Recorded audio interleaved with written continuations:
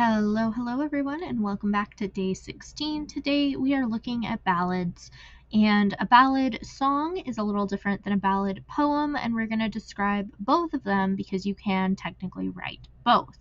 So, the definition for a ballad song is a slow, sentimental, or romantic song. A poem, however, can be one of two types. It can be a literary ballad, which is something like Annabel Lee, which we will look at, or it can be a folk ballad, which is more traditional, and it is a story about, with emphasis on central dramatic events or things that are ever so slightly on the edge of impossible.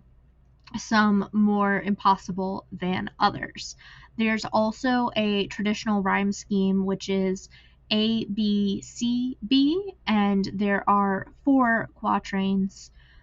And the poem is built of quatrains, alternating from 4 stressed syllables and 3 stressed lines. So we'll look at that, we'll talk about what that means, and we'll give you a prompt.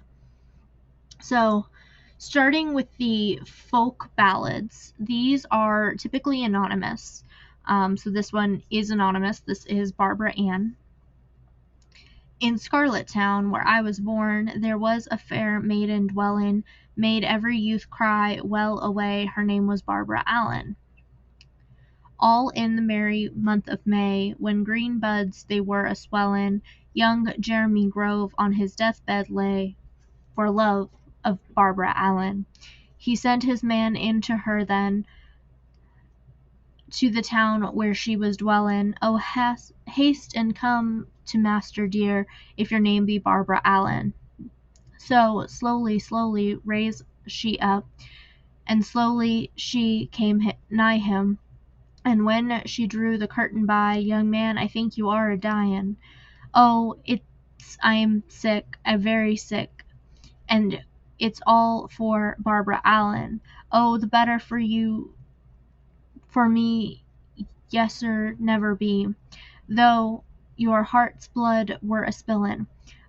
Oh, dinna ye mind, young man, said she, when the red wine ye were fillin', and that ye made the healths go round and round, and cited Barbara Allen. He turned his face atune the wall, and death was with him dealin'. Adieu, adieu, my dear friends, and be kind to Barbara Allen.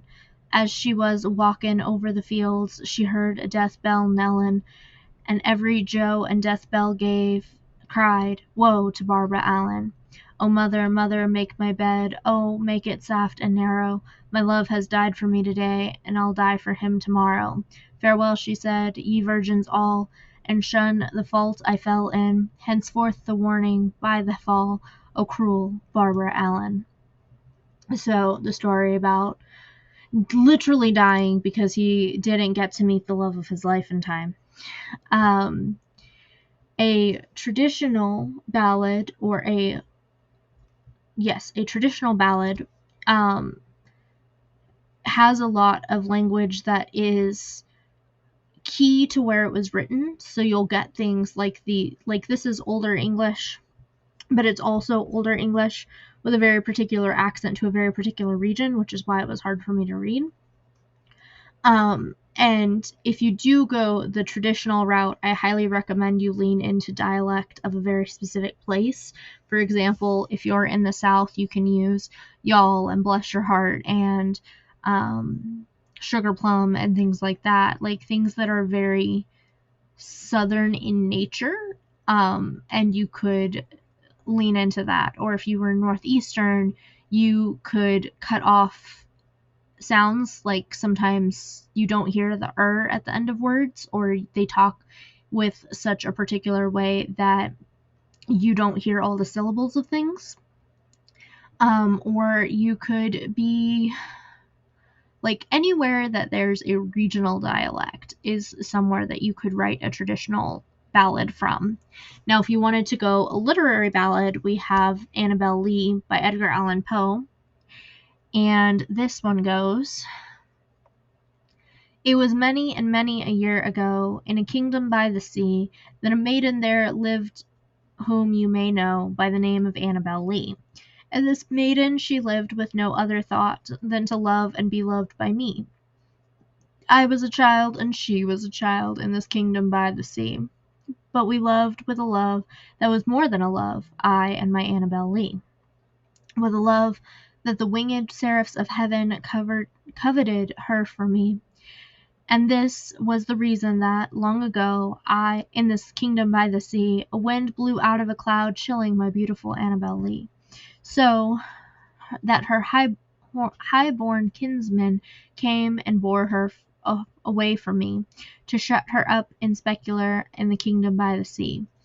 The angels, not half so happy in heaven, went envying her and me. Yes, that was the reason, as all men know in the kingdom by the sea, that the wind came out of the cloud that night, chilling and killing my Annabel Lee.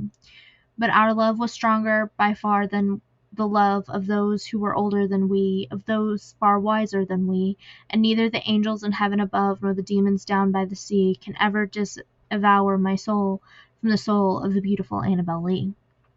For the moon and never beams without bringing me dreams of Annabel Lee, and the stars never rise but I feel the bright eyes of the beautiful Annabel Lee, and so all of the night tide I lie down by the side of my darling, my life and my bride, the specular by the sea, in the tomb by the surrounding sea. So the reason that we're doing this after odes is because traditional ballads sometimes feel like odes, in the fact that we're dedicating them to one person, or we're telling one particular story about the thing that a person did. And it feels very ode-like, but it has a little bit more structure and it has a little bit more of a story element to it, and it just feels really solid to explore ballads after looking at odes. I think had we done it the other way around, the ballad would be more difficult. And if you missed the ode episode, it was yesterday, and you can find it in the playlist for this year's National Novel Writing Month workshops. I make a playlist every year that we've done this, and everything should be pretty findable, pretty easy to navigate, but if you need help, just leave a comment and I can link it for you. And then I wanted to read you another example, but I really don't think you guys need it. I think that having one traditional and one literary is pretty solid. And one of the things that makes ballads so unique in the poetry world is that typically they're passed down by word of mouth.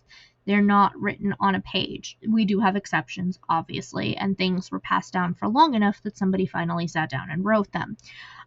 So I do challenge you, instead of writing this on the page, I think you should do a voice memo, or you should do a little video, or you should literally talk it out with somebody, and that should be your writing process for this one. I think that's a really fun way to kind of lean into it and live up to that traditional aspect.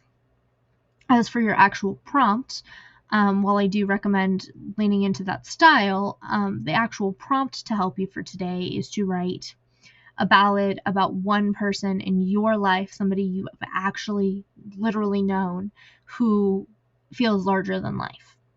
That can be good, that can be bad, that can be neutral. They just did a thing that you know about or you're impressed by or whatever. But I want you to really lean into somebody that you know who feels larger than life.